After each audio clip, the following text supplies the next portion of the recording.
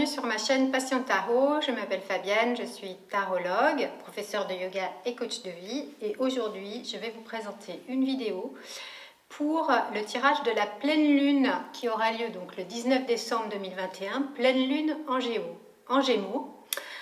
Donc c'est la dernière pleine lune de l'année, donc c'est pour moi un moment important. Ce mois de décembre est toujours un moment important pour moi en tout cas, parce que c'est justement le moment où on peut tirer aussi les enseignements de l'année qui vient de s'écouler et qui va bientôt se terminer, de manière à bien préparer le nouveau cycle qui s'ouvrira en 2022, le 1er janvier, n'est-ce pas?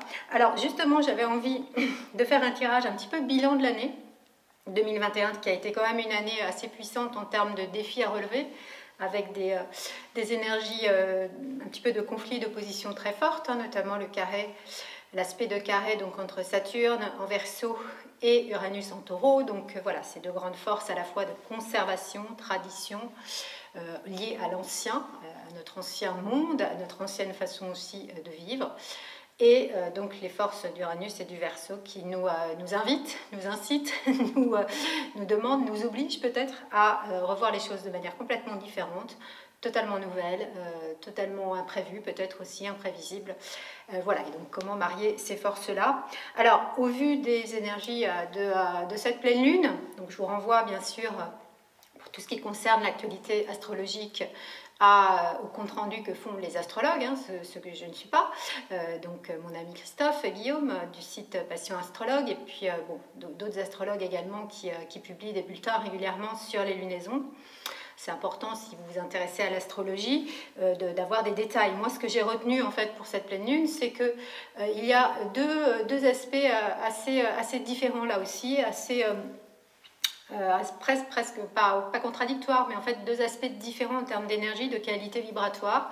D'un côté, donc, on a la lune en Gémeaux opposée au Soleil, au Sagittaire, hein, puisque c'est une pleine lune, et donc c'est vraiment tout cet axe Gémeaux-Sagittaire qui va être à l'honneur, avec en plus un bel aspect à Jupiter qui est encore en Verseau, donc en fait des forces très liées à la communication, aux apprentissages. Mais Gémeaux comme Sagittaire, ce sont aussi des signes qui sont très enthousiastes, qui sont plutôt optimistes. Avec le Gémeaux, on est dans le fait de communiquer, d'aimer faire la fête, de se retrouver. Avec le Sagittaire, il y a cet aspect Jupiter très enthousiaste, optimiste, souriant, etc. Donc voilà, ça me semble quand même quelque chose d'assez sympa à vivre, à ressentir surtout.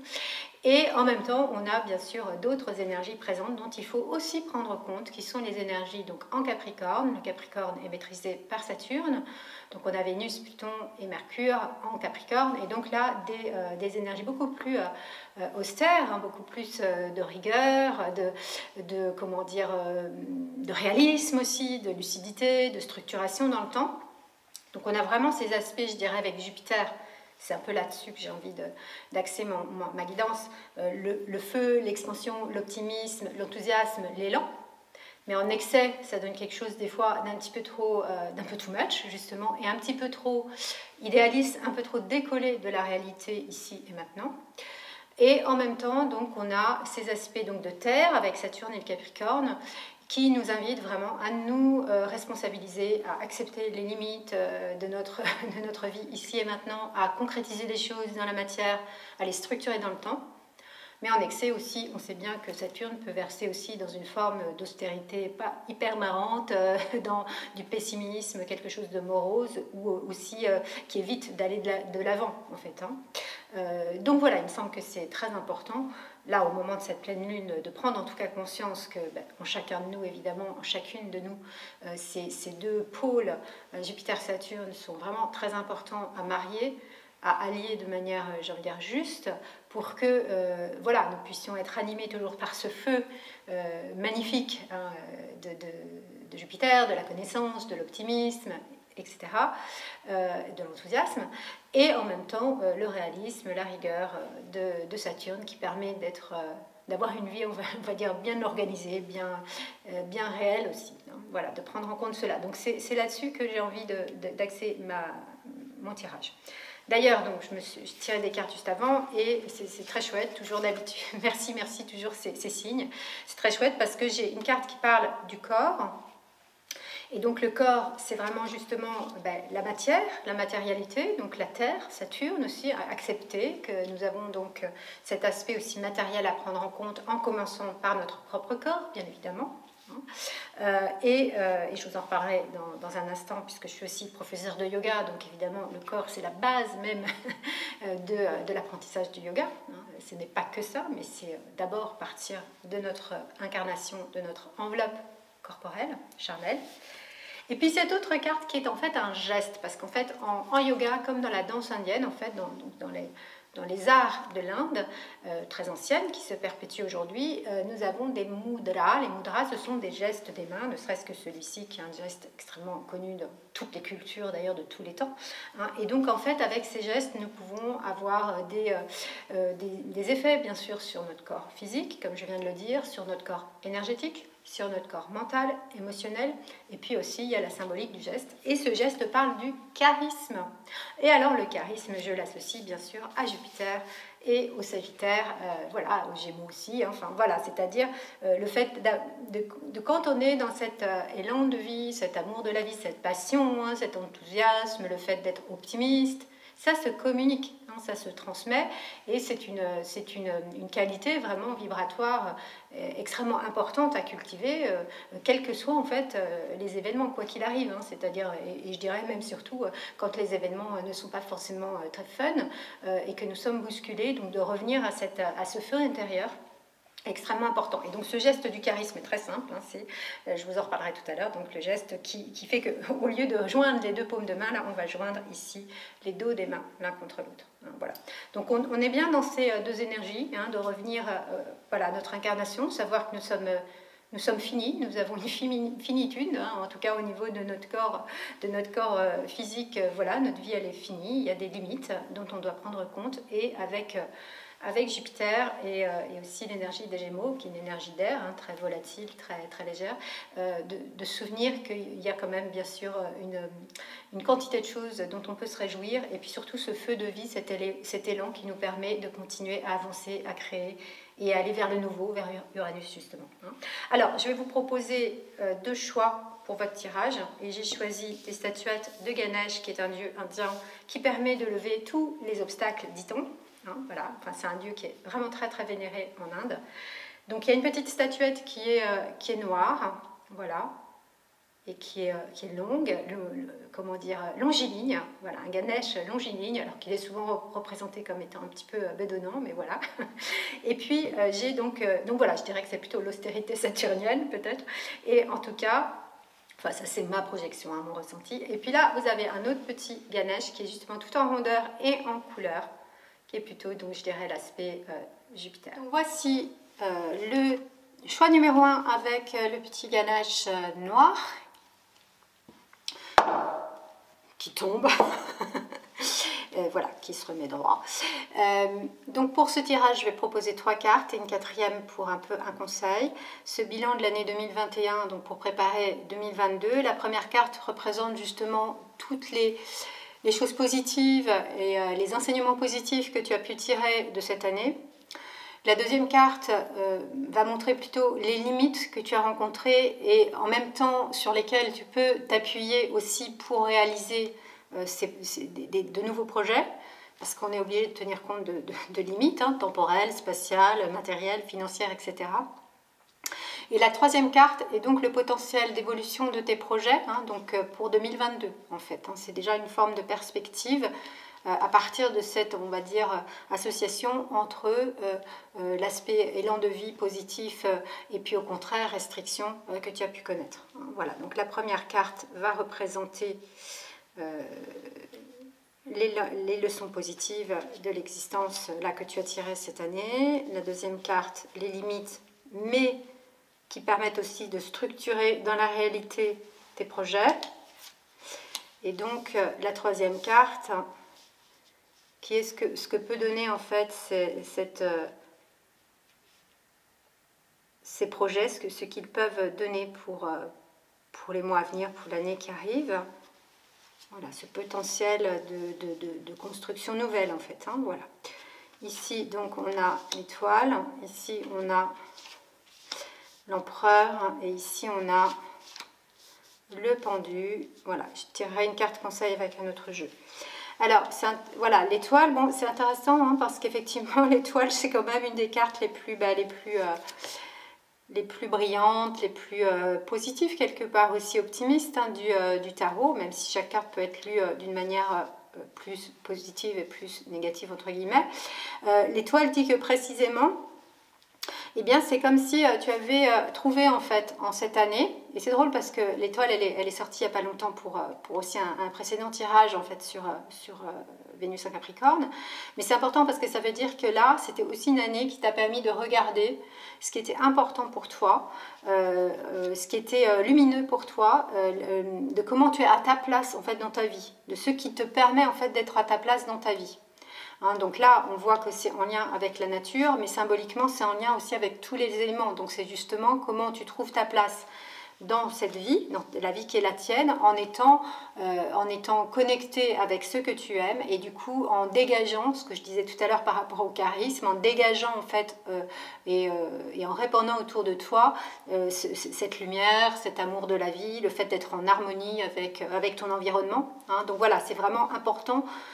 Et puis si tu ne l'as pas encore fait, de faire justement le bilan de qu'est-ce qui cette année m'a permis de me sentir à ma place, de me sentir en harmonie avec mon environnement matériel, la nature, le travail, les relations affectives et la vie spirituelle. Hein, en connexion aussi avec l'étoile, toujours, c'est aussi cette dimension cosmique. Donc bien sûr, voilà, si tu regardes cette vidéo, c'est que le tarot t'intéresse et peut-être aussi bien l'astrologie, puisque je fais des liens entre tarot et astrologie. Donc c'est aussi le fait de se sentir guidé, le fait de pouvoir se mettre en connexion avec les énergies du ciel, qui peut être aussi source de joie en fait, hein, de se dire que ça nous permet justement de garder le cap et de continuer à tracer notre chemin. Ça, c'est pour ce qui est de l'aspect élan de vie. Et donc, ça donne évidemment beaucoup de perspectives positives parce qu'à partir du moment où on se sent dans la joie d'être dans notre place et d'avoir une vie qui nous ressemble, des relations qui nous font du bien, eh bien, c'est beaucoup plus facile de faire de nouveaux projets et d'avancer dans l'existence. Mais bien sûr, après, on a donc les limites et ça, c'est l'empereur et on voit bien qu'il vient quand même effectivement limiter un petit peu l'étoile, hein, de fait de sa posture. Il est derrière elle et il lui brandit donc le sceptre qui représente le pouvoir. Alors l'empereur précisément pour moi ça peut vraiment indiquer les signes de terre, notamment donc le Capricorne ou le Taureau, qui justement ont une vision beaucoup plus concrète, beaucoup plus réaliste, beaucoup plus lucide de la vie, de la réalité. Hein, avec l'étoile, on peut être quand même assez dans des signes d'air, hein, notamment le Verseau, hein, donc qui était un signe qui a été vraiment à l'honneur cette année. Hein, donc les signes d'air sont beaucoup plus dans le mental, dans l'échange, dans la communication, dans la vie spirituelle aussi, mais peut-être des fois ont vraiment besoin de s'ancrer. Hein, d'ailleurs, on voit bien qu'elle cherche à s'ancrer quand même l'étoile, hein, la femme de l'étoile. Mais en fait, avec l'empereur, on est vraiment dans cette dimension du corps, dont je parlais tout à l'heure, de l'ancrage, de la vie concrète, de pouvoir gérer de manière structurée, organisée notre existence. En même temps, l'empereur parle justement du pouvoir, et en négatif, c'est l'abus du pouvoir. C'est comment, effectivement, quand il y a trop de contraintes, trop de pouvoir qui gère notre vie, par exemple, c'est difficile de se sentir plus libre, parce que avec l'étoile, on parle beaucoup de liberté, et donc de pouvoir gérer en fait notre espace de liberté, tout en prenant compte aussi des limites imposées peut-être par des structures autres aussi, hein, par l'environnement. Bah, ça peut être les gouvernements, mais ça peut être aussi toutes les autres limites, même on va dire spatio-temporelles, même la météo. Enfin voilà, il y a plein de choses qui peuvent venir entraver évidemment nos projets.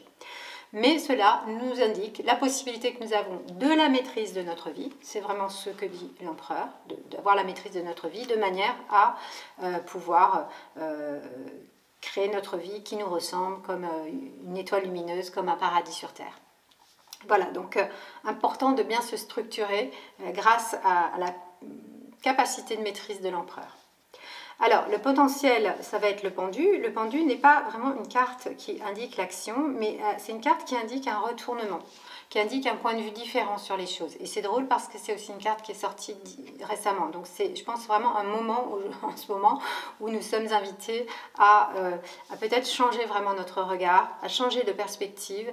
Voilà, ça va bien dans les énergies quand même uraniennes, hein, qui nous invitent à aller vers du nouveau, quelque chose de peut-être très novateur aussi, hein, mais qui veut dire aussi de faire un bilan. C'est vraiment le temps du bilan. Donc c'est vraiment le moment là, avant de passer à l'action, de faire ce bilan sur l'année 2021 qui vient de s'écouler, qui n'est pas tout à fait terminée, mais presque, et de voir comment, effectivement, en prenant des temps d'introspection, comment bien allier ces deux forces, ces deux énergies de l'étoile et de l'empereur dans ta vie.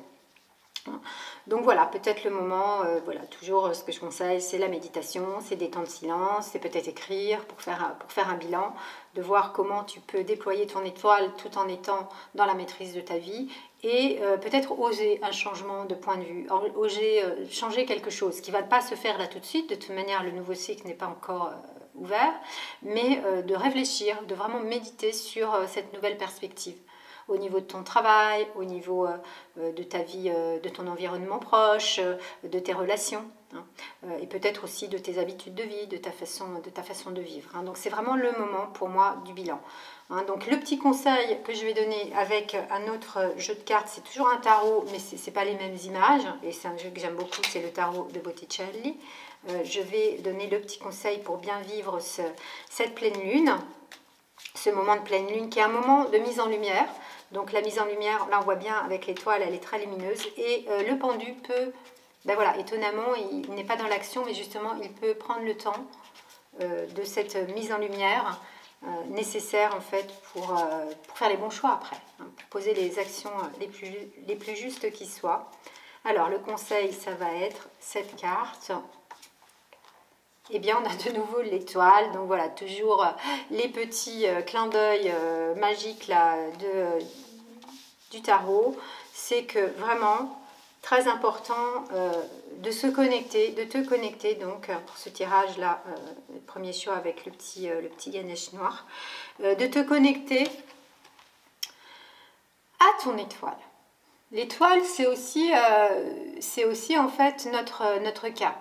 L'étoile du berger, celle qui guide, c'est-à-dire te connecter à ton étoile pour voilà, être conscient de toutes les limites qui existent aujourd'hui dans ta vie, mais en même temps de ce grand potentiel de réalisation d'une vie absolument lumineuse et harmonieuse, en lien avec la nature, dans laquelle le corps est à l'honneur là aussi. Donc je reviens à cette dimension extrêmement importante du corps, donc de prendre soin de ton corps, voilà, par une activité physique qui soit respectueuse du corps, bien sûr, par une alimentation, par le fait de t'oxygéner, voilà, plein de conseils évidemment que la prof de yoga que je suis peut te donner, mais en étant là vraiment dans cette...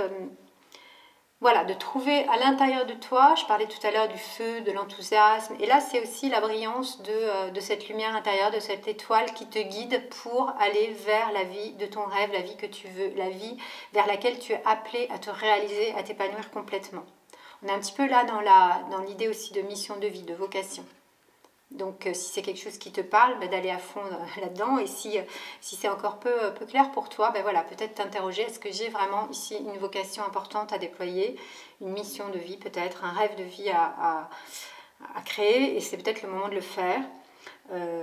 Voilà, donc c'est un conseil en tout cas que donne ici le tarot tel que moi je l'interprète et je le ressens.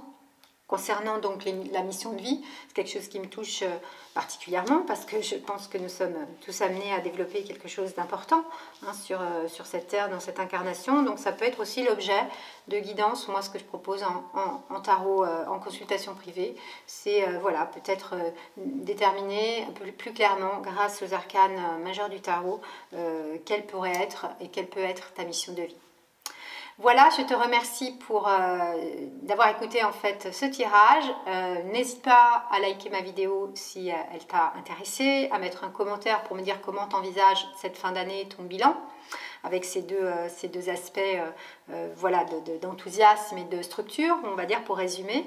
Et puis voilà, comment tu envisages aussi ta perspective pour 2022. Donc là, le pendu nous dit pas de précipitation, faire bien mûrir le projet pour une gestation vraiment en conscience. Le tarot, le pendu est une carte de conscience, de mettre de la conscience sur comment effectivement structurer dans le temps ton beau projet de vie qui brille comme une étoile dans la nuit. Et donc je te dis à très bientôt pour une nouvelle vidéo. Alors voilà le tirage de ce second choix que je propose avec le petit Ganesh tout rond et tout coloré. Voilà. Et donc je vais proposer un tirage avec 3 cartes. La première carte va représenter le fait de faire le bilan des enseignements positifs que tu as pu faire de cette année 2021 qui n'est pas tout à fait terminée mais presque, et de tout ce qui a pu t'enthousiasmer et que tu as envie donc de développer évidemment aussi. La deuxième carte va représenter l'aspect plus saturnien, le frein en fait on va dire, hein, c'est-à-dire les limites, comment structurer les choses dans le temps, dans la matière. Et voir comment effectivement cela peut être possible ensuite de créer de nouveaux projets qui soient réalistes en fait, voilà. Et puis la troisième carte va être un petit peu le potentiel d'évolution de ces projets pour l'année 2022. Et je tirerai ensuite une carte conseil avec un autre jeu. Donc cette première carte que je déposé ici représente les aspects positifs, tous les projets, les choses nouvelles que tu as envie de mettre en place et qui t'enthousiasment. Et puis la deuxième carte va parler plutôt de la limite, mais aussi de la structuration nécessaire. Et la troisième carte, c'est le potentiel d'évolution pour 2022. Voilà, bon. Alors, on a le battleur, le monde et la roue de fortune. Donc, le battleur, c'est ce qui, toi, te met en joie, tout ce que tu as trouvé de positif dans cette année et que tu vas pouvoir déployer pour 2022. Alors, on est avec le battleur dans un nouveau cycle. C'est aussi une carte qui est sortie récemment. Ça veut dire qu'il me semble que tu as pu vraiment prendre le temps cette année de mettre sur table tout ce qui était important pour toi, justement, pour te connecter à cette joie, à ce feu intérieur, au fait de créer de nouvelles choses, parce qu'avec le battleur, on est vraiment dans un élan de nouveau, hein, de nouveaux cycles, de nouvelles créations, quel que soit le domaine. Et en même temps, j'ai envie de dire, c'est pas encore le moment d'agir complètement. C'est-à-dire que tu as certainement pris le temps de voir ce qui était important pour toi et ce que tu vas tirer comme belle chose en fait pour créer de nouveaux projets. Mais tout est encore sur la table. Donc en fait, il y a encore, j'ai envie de dire, une énergie un petit peu de bilan justement, de remise sur la table des choses que tu ne veux plus, mais de celles que tu veux garder pour aller de l'avant, mais c'est pas encore le moment tout à fait d'agir. Et c'est un petit peu ce que va dire aussi Roue de Fortune, mais d'une manière différente. Alors, en même temps, c'est compréhensible parce qu'on a le 1 et le 21, donc ça c'est incroyable. C'est donc les deux extrêmes en fait du chemin du tarot. L'arcane 21, c'est le dernier arcane. Alors, c'est comme si effectivement, tu ne peux pas vraiment complètement initier un nouveau cycle avec le battleur. Enfin, tu inities un nouveau cycle, mais tu n'es pas encore dans l'action concrète. Tu es dans le potentiel, en fait, dans tout l'aspect potentiel créatif, potentiel de n'importe quel projet, d'ailleurs dans les relations, dans un nouveau travail, dans un déménagement.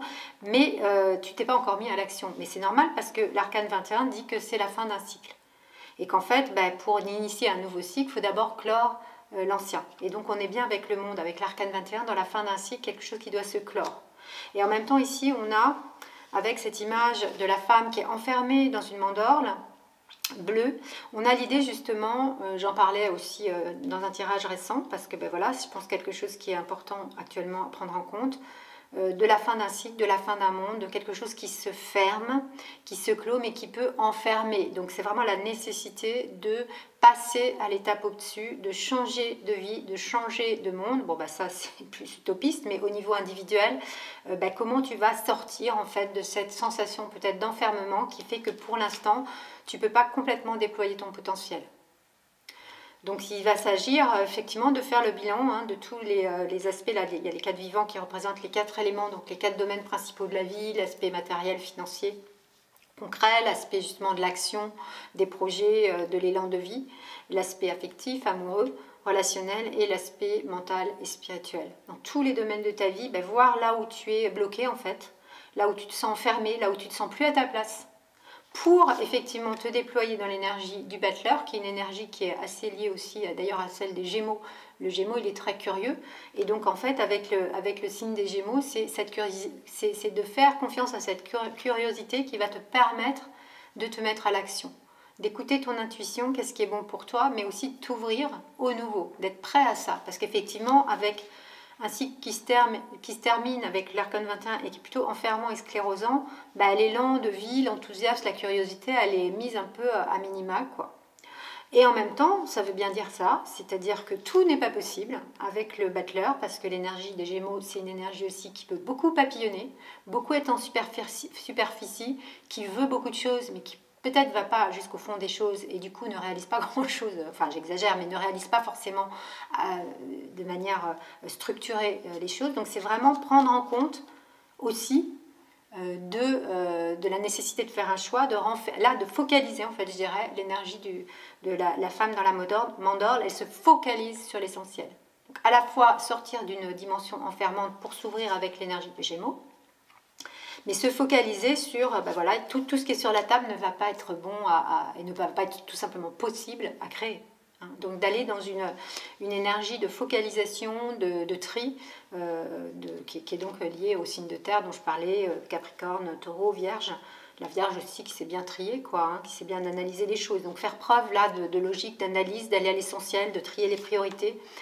Parce que bon, avec le Battleur, effectivement, on peut avoir une grande curiosité, mais être juste là à se connecter à ce qui nous plaît sans forcément passer à l'action. Alors le potentiel, ça va bouger avec Roue de Fortune. Roue de Fortune, ça va bouger. Roue de Fortune indique donc la fin d'un cycle, 10 pour aller vers un nouveau cycle. Après, il y a le 11. Donc, mais ça bouge en fait. C'est-à-dire qu'effectivement, c'est se laisser aussi se laisser un temps pour écouter en fait les messages aussi intérieurs, l'intuition, les messages de l'univers, se laisser porter par ce qu'il y a de plus important pour nous en ayant fait le tri du Battleur grâce à cette focalisation-là de la femme du monde. Mais voilà, accepter que ça va bouger, que ça change, que tout change et que là, on va arriver dans un nouveau cycle. Bon, avec Roue de Fortune, il y a l'idée aussi de faire confiance. La fortune, c'est le sort, la destinée, mais c'est aussi la chance. Fortune, un autre sens du mot fortune. Ça veut dire aussi, pour moi, voilà, se dire qu'à partir du moment où il y a peut-être un projet, ou deux, ou en tout cas un projet important dans chacun des domaines de la vie sur lequel tu vas focaliser toute ton attention, après c'est de laisser faire en fait, de laisser faire les choses, de laisser faire la vie, de tout mettre en place ce qui est bon et d'attendre peut-être le moment propice pour agir, d'écouter les messages qui vont être donnés de l'univers ou de tes guides, si tu te connectes à tes guides ou de la source, enfin voilà, pour trouver le bon moment où ce sera d'agir et de mettre en place quelque chose. D'accepter le temps de flottement, d'accepter que, voilà, il y a l'impulsion que tu vas donner avec cet élan de feu dont je parlais, ta passion, ton enthousiasme, mais peut-être qu'effectivement, c'est pas tout à fait le timing que tu as choisi, c'est pas tout à fait encore... il y aura peut-être quelque chose que la vie, de manière surprenante, va t'offrir pour mettre en place tes projets. Donc de ne pas fermer, justement, d'être à la fois dans l'ouverture, de savoir où tu veux aller de manière très précise, de focaliser ton attention sur tes projets, tes désirs, tes besoins, voilà, tes valeurs, mais en même temps laisser cette part voilà, de confiance, de lâcher prise. C'est pas quelque chose de forcément confortable, mais comme on arrive là à une fin de cycle qui doit être bouclée avant de partir dans un nouveau cycle, ça me semble tout à fait logique, puisqu'on va partir dans un nouveau cycle avec la nouvelle année. Donc de laisser le temps de bien écouter, d'être aussi dans l'intuition, connecté à la vie, à la force de vie, l'élan de vie qui est plus puissante que tout et qui est en fait notre véritable maître. Voilà. Voilà ce que peut dire aujourd'hui le tarot. Et donc je vais tirer un petit conseil pour bien vivre c'est vraiment là avec ce tirage du petit éléphant coloré, c'est vraiment le, comment dire, petit éléphant Ganesh, c'est vraiment le tirage, j'ai envie de dire, d'une fin de cycle, de préparation d'un nouveau cycle, important de mettre sur papier peut-être aussi, voilà, le tri nécessaire que tu auras à faire, la focalisation, le fait de t'ouvrir aussi, d'être dans cette grande ouverture. Il y a vraiment là ces deux aspects. La fermeture et l'ouverture, la conscience de la réalisation possible des choses de manière réaliste, justement lucide, et en même temps de se connecter à une dimension qui nous dépasse et qui va peut-être te donner les vrais bons messages. On est toujours sur le fil, hein avec la philosophie existentielle, j'ai envie de dire, toujours sur le fil. Et bien voilà, de nouveau, comme dans le tirage précédent, le tarot se répète pour qu'on comprenne bien les leçons. Et c'est donc le conseil, ça va être le battleur. Donc vraiment, mets toutes tes forces sur la focalisation de tes projets, la curiosité que tu as de ouvrir en fait ton esprit, ouvrir ta vie relationnelle aussi, de t'ouvrir vers ce qui est important pour toi pour initier, d'être dans cette force d'initiation. Ben, le battleur, c'est aussi l'initié qui se met sur le chemin initiatique hein, de la voie spirituelle. Hein. C'est pas uniquement, là je veux dire, on n'est pas uniquement dans des projets concrets forcément. Hein. Ça peut être toi qui vas partir sur un chemin initiatique et spirituel très important et qui va te permettre aussi d'être connecté à cette force de vie, cette énergie vitale qui est donc ton maître, comme je vais te dire, et qui va te donner les bons messages. Mais voilà, c'est vraiment Je pense que le bilan, tu l'as déjà en partie fait, et que tu as déjà fermé les portes qu'il fallait fermer, et que tu t'apprêtes à ouvrir les nouvelles, puisque c'est vraiment l'énergie du battleur qui revient. Donc on est bien évidemment pour 2022 dans un nouveau cycle. Ça sera important, je pense, comme nouveau cycle 2022. En tout cas, voilà ce que dit pour ce tirage, là pour toi. Plein de belles choses, en faisant attention de ne pas t'éparpiller. Voilà. Mais je pense que, voilà, avec cette conscience de vraiment faire un bilan structuré, de voir ce qui est possible à faire dans ton existence présente, tu seras tout à fait à même d'avoir cet élan, comme je disais tout à l'heure, de curiosité, tout en étant voilà, réaliste, concret. Donc voilà pour cette guidance du tarot pour la pleine lune. Hein, donc n'hésite pas, si tu as apprécié cette vidéo, à mettre un petit pouce pour apprécier, à partager ma vidéo, à t'abonner à ma chaîne si tu ne l'as pas déjà fait, et puis même à mettre un commentaire pour me dire comment tu envisages ce passage, hein, la pleine lune étant une mise en lumière, une carte de conscience qui nous permet justement bien de faire le bilan. C'est vraiment le moment, pourquoi pas d'écrire, hein, ça peut être toujours intéressant. Voilà, et je te dis à très bientôt pour une nouvelle vidéo. Donc voilà, c'est la fin de ma vidéo. J'espère que ces tirages ou ce tirage vous aura parlé. Vous pouvez bien sûr soit faire un choix intuitivement, choisir l'un des deux petits Ganesh, ou bien écouter les deux guidances, voir ce qui résonne en vous. Hein. Ce sont des tirages bien sûr généraux, mais ils peuvent quand même faire écho parce que nous sommes bien sûr toutes et tous soumises en fait aux énergies actuelles du ciel. Donc quelques conseils pour terminer, donc comme je le disais en début de vidéo, bien revenir au corps, incarner dans notre vie en fait nos idéaux, quelque part ce serait aussi un petit peu la synthèse en fait de cette guidance pour la pleine lune. Donc par le corps, bien sûr, comme je suis professeure de yoga, moi je propose de faire des exercices de yoga, ça fait toujours le plus grand bien. Je propose d'ailleurs des enchaînements sur ma chaîne YouTube de yoga, le fil du yoga. Et pour la pleine lune, donc j'ai mis aussi en ligne un enchaînement pour la salutation à la lune, bien évidemment. Mais comme la pleine lune est un moment d'intériorisation, de mise en lumière, c'est un enchaînement qui est un petit peu plus yin, entre guillemets, donc un peu plus lunaire, c'est-à-dire qu'on va être un peu plus proche de la Terre, il y aura vraiment des mouvements au sol. Et aussi donc une alternance, comme très souvent dans les enchaînements de Hatha Yoga qui sont excellents, hein, qui ont été créés par des yogis extrêmement intelligents. Il y a une alternance de postures de flexion et d'extension, d'ouverture et de fermeture, parce que c'est bien aussi bien pour la biomécanique de notre corps utile évidemment d'être dans cette alternance, dans cet équilibre, mais aussi bien sûr en écho à ce que je disais tout à l'heure, c'est-à-dire cette expansion, cette ouverture, elle est absolument nécessaire pour que notre vie pétille, pour qu'on ait des projets, pour qu'on puisse avancer, mais en même temps toujours avoir des temps de repli, de retraite intérieure pour être bien en accord avec nous-mêmes et voir si ces projets, cette ouverture peuvent avoir une réalisation concrète et juste en fait dans notre vie. Hein, voilà, de toujours allier en fait l'enthousiasme et donc je disais tout à l'heure en début de vidéo la structuration, le réalisme, la lucidité, la conscience. Voilà. Donc merci en fait de mettre un petit like sur mes vidéos si vous les appréciez, de les partager à des personnes qui pourraient être intéressées. Et puis bien sûr de commenter si vous avez quelque chose à dire sur cette phase de pleine lune qui est importante parce qu'elle vient clore cette année 2021 qui a été quand même vraiment intéressante mais challengeante, pas toujours facile à vivre. Et puis alors n'oubliez pas, voilà ce très beau petit geste là, cette mudra, hein, mudra en sanskrit, en fait je crois que ça se dit au féminin, tout le monde dit un mudra, mais peu importe. Mudra en fait ça a justement l'étymologie du mot mudra en sanskrit a justement un lien avec un terme qui signifie la joie. Le sanskrit est composé de racines en fait des racines qui après ont pu donner des grandes familles de mots ou de verbes. Et mood, cette racine-là veut dire la joie. Donc en fait, l'idée, c'est non pas de passer notre temps à faire ce geste, mais ce geste nous rappelle l'importance de faire rayonner notre joie intérieure, d'être dans le sourire. Voilà, le charisme, c'est rayonner notre joie, notre sourire, quelles que soient les circonstances.